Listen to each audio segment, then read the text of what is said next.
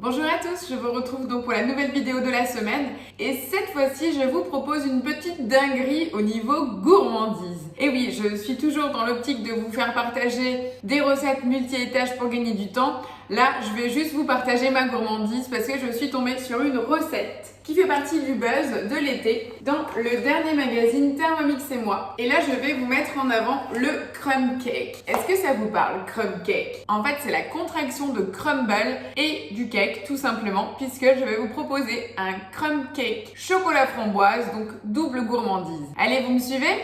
On va commencer la recette. Donc déjà à savoir, donc c'est la recette qui sort du magazine qui n'est pas encore sur Cookie Dough. Du coup, on va devoir réaliser la recette en manuel et donc vous allez pouvoir la réaliser quel que soit le modèle de Thermomix que vous possédez.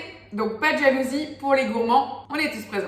Alors on va commencer la recette tout simplement pour réaliser la pâte à crumble qui va décorer notre cake, ok? Donc pour cela, il me faut 70 g de beurre. Donc vous pensez à appuyer sur la balance, vous mettez donc 70 g de beurre, le poids égal du beurre en sucre roux, donc 70 g de sucre roux. Vous pouvez nouveau refaire à la tare et là on va rajouter 100 g de farine.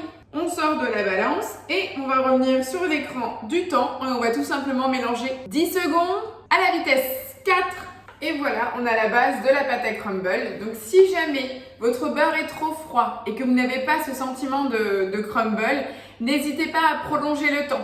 Il faut en fait tout simplement que le beurre devienne pommade pour justement en fait avoir ce côté enrobant. Donc là je transvase la pâte à crumble dans mon saladier. Mon bol est quasiment propre, donc je ne vais pas laver mon bol. Et là je commence la base de la pâte à cake. Alors j'en profite aussi pour utiliser mes fabuleuses framboises du jardin. Donc comme vous le savez, j'utilise d'abord mes ingrédients en priorité. Ça nous fait faire d'ailleurs de belles économies et en plus on mange des choses saines et sans traitement.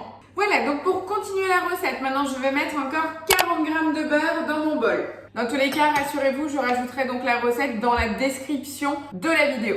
75 g de farine, 55 g de sucre, un œuf entier, un demi-sachet de levure chimique. Mais il n'y a vraiment rien d'exceptionnel, c'est vraiment la base d'une pâte à cake. Une pointe de sel, une cuillère à café de bicarbonate de soude. Donc là, c'est vraiment pour le côté aide à la pousse, pour le côté aéré du cake, comme la levure chimique. Une goutte d'extrait de vanille. Et pour finir, 70 g de crème fraîche. Et maintenant, je vais mélanger la base de ma pâte 1 minute à la vitesse 3. Voilà donc la base de notre pâte à cake, dans laquelle je vais rajouter 80 g de pépites de chocolat, forcément. Je vous disais, c'est la gourmandise, mais c'est vraiment une dinguerie le résultat. En plus avec des framboises fraîches, je vous dis pas. Donc maintenant que j'ai rajouté 80 g de pépites de chocolat, je vais tout simplement programmer 30 secondes. Pensez à bien mettre le sens inverse tout d'abord. Et maintenant on passe à la vitesse 3. Et voilà, c'est presque terminé. Tout est prêt en tout cas.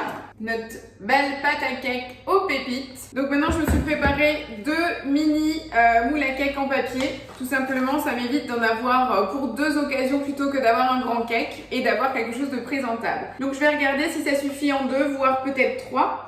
Donc je vais mettre dans le fond de mon moule une belle couche de pâte que je vais répartir dans les 2 moules. En tout cas, je vous dis, c'est généreux en pépites. Je vais m'arrêter à 2 moules, ça va être bien. Ça me fera des beaux cakes. Voilà, donc une fois que vous avez réparti votre pâte sur les 2 moules ou sur un grand moule à cake, pensez bien à tapoter votre moule pour simplement stabiliser en fait votre pâte au fond. Maintenant, on va répartir généreusement les framboises fraîches. Si vous n'avez pas de fraîches, bon là, moi comme dit, c'est juste pile la période où mes framboises sont toutes mûres. Vous pouvez aussi le faire avec des framboises congelées. Ça risque juste de tirer un tout petit peu plus d'eau, c'est tout. Donc là, on est vraiment généreux. Donc si jamais à la maison, vous n'avez pas forcément d'amateurs de cake parce qu'ils trouvent que c'est trop sec, là, c'est vraiment une belle façon de les faire manger du gâteau. Donc là, je répartis, on est quasiment à 100 g de framboises par cake. Comme dit, vous disposez bien pour qu'il y en ait un peu partout sur la pâte. Voilà, regardez-moi cette garniture, on est quand même supérieur à la moitié du moule. Et là, je vais tout simplement travailler la pâte à crumble avec mes mains. Donc bien sûr, lavez-vous bien les mains. Et comme je vous disais, il faut que le beurre soit en pommade pour vraiment créer le côté granuleux. Et là, je vais répartir le crumble sur mon moule. N'ayez pas peur d'en mettre trop puisque avec le côté juteux des framboises, ça va vraiment faire une belle transition. Et voilà, les petites gourmandises sont prêtes.